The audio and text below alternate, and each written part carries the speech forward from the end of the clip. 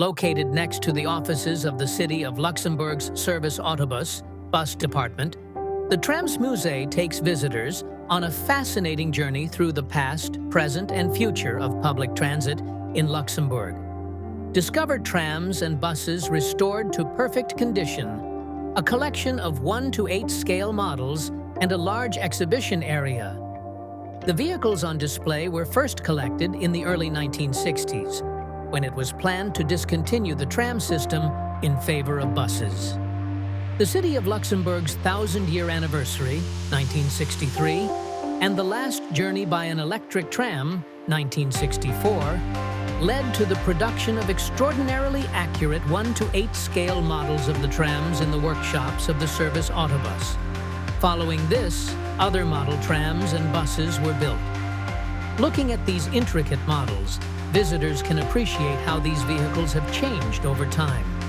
In addition to the collection and acquisition of various items, controller uniforms, tickets, punchers, maps, and plans, the museum has also acquired a large number of written artifacts for documentary purposes. This is how the impressive array of items currently on display came into being. Featuring several thousand documents, the collection retraces the history of mobility in Luxembourg City.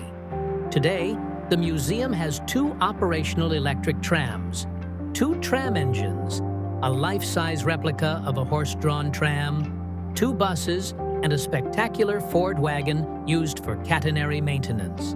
With the help of exhibition guides and several explanatory plans, mechanics enthusiasts can get a close-up view of an engine and gear system in motion and learn more about the vehicle's technical specifications. Whether you're in search of the most advanced technological information or want to indulge your sense of nostalgia, this museum will have something to tickle everyone's fancy. Key historical milestones. From 1875 to 1908, the City of Luxembourg had a network of horse-drawn trams that covered around 3 kilometers.